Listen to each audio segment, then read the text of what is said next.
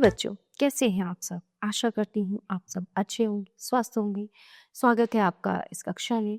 आइए आज हम पढ़ते हैं व्याकरण का पाठ 1 भाषा, लिपि और व्याकरण। तो भाषा, लिपि और व्याकरण क्या होते हैं? तो सबसे पहले हम बात करेंगे भाषा की।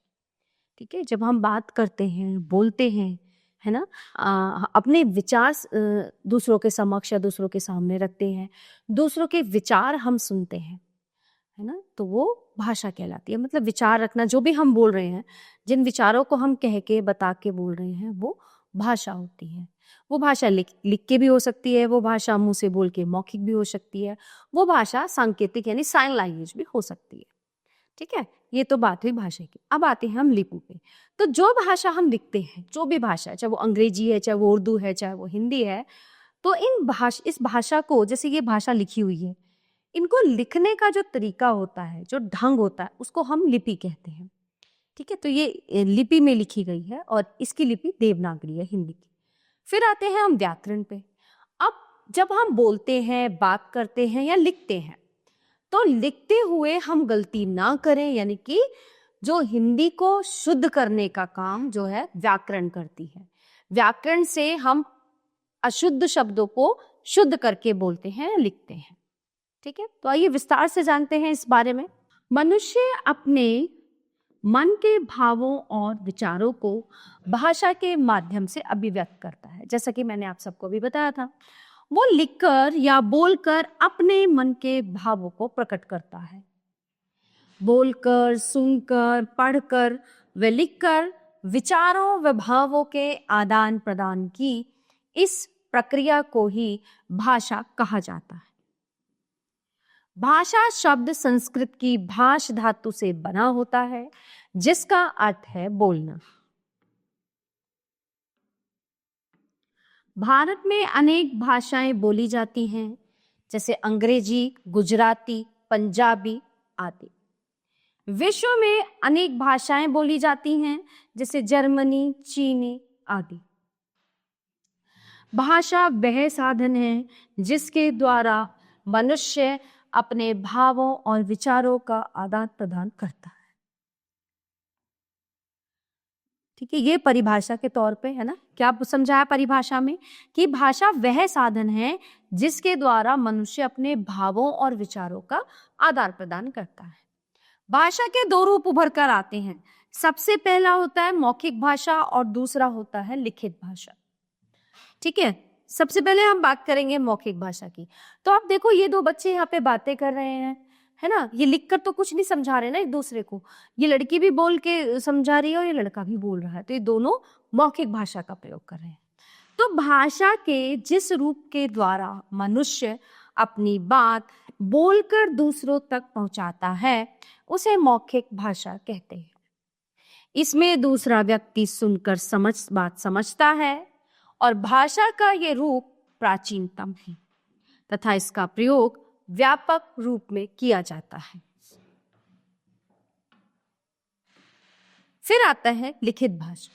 भाषा के जिस रूप के द्वारा मनुष्य अपनी बात लिखकर दूसरों तक पहुंचाता है, उसे लिखित भाषा कहते हैं और इसमें दूसरा व्यक्ति पढ़कर बात समझता है।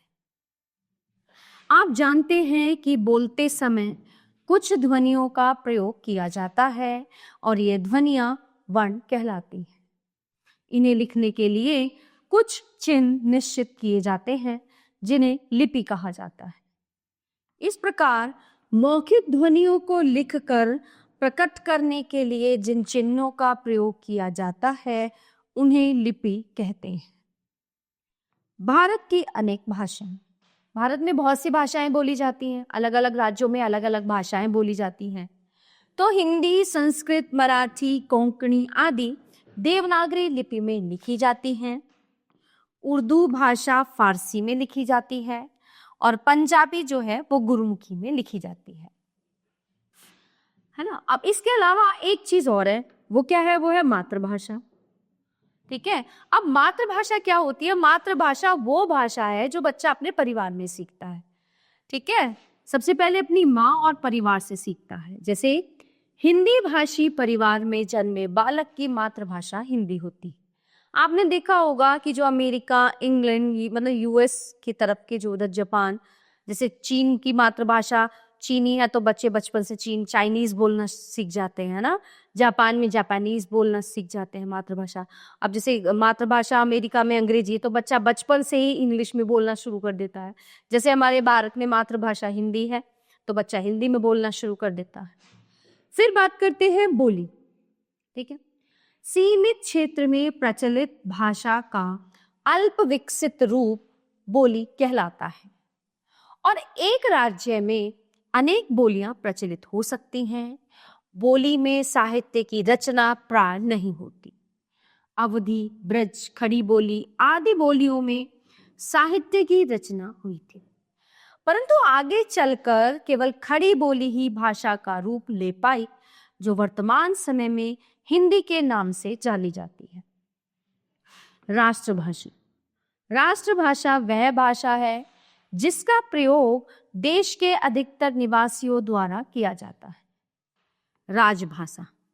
जिस भाषा में सरकारी कामकाज किया जाता है वो राजभाषा कहलाती है और भारत की राजभाषा हिंदी है। फिर हम बात करते हैं व्याकरण की। देखिए, निम्नलिखित वाक्यों को पढ़िए। हम कक्षा 6 में पढ़ता है, ध्यान से पढ़ना। हम कक्षा 6 में पढ़ता है, हम तुम्हारे घर चला जाओ और हम खाना खा लिए। तो इन तीनों वाक्यों को हम अशुद्ध कहेंगे। आपने पढ़ा होगा, जैसे मैं भी पढ़ रही हूँ, पढ़ते ही लग रहा होगा ना कि कुछ अटपटा है, कुछ गलत है, कुछ सही नहीं है। ठीक है, ये तीनों वाक्य जो हैं, ये तीनों ही वाक्य अशुद्ध हैं। इनके अशुद्ध होने का ज्ञान व्याकरण ही कराता है। और शुद्ध रूप में वाक्य किस प्रकार होंगे? मैं कक्षा 6 में पढ़ता हूं, तुम अपने घर चले जाओ और हमने खाना खा लिया है। व्याकरण वह शास्त्र है जिसके द्वारा किसी भाषा को शुद्ध रूप में बोलने, पढ़ने व लिखने के नियमों का ज्ञान होता है। जिस प्रकार दिनों के मेल से सप्ताह, सप्ताहों के मेल से महीना और महीनों के मेल से वर्ष बनता है, उसी प्रकार वर्णों के सार्थक मेल से शब्द और शब्दों के सार्थक मेल से वाक्य तथा वाक्यों के सार्थक मेल से भाषा बनती है। इस आधार पर व्याकरण के निम्नलिखित अंग होते हैं। ठीक है, आप देखिए व्याकरण: वर्ण विचार, शब्द विचार और वाक्य विचार। इनके बारे में हम आगे के अध्यायों में पढ़ेंगे विस्तार से।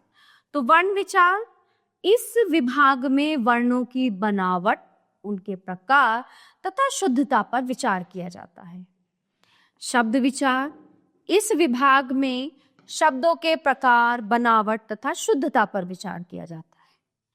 वाक्य विचार, इस विभाग में वाक्यों की बनावट, उनके प्रकार तथा शुद्धता पर विचार किया जाता है।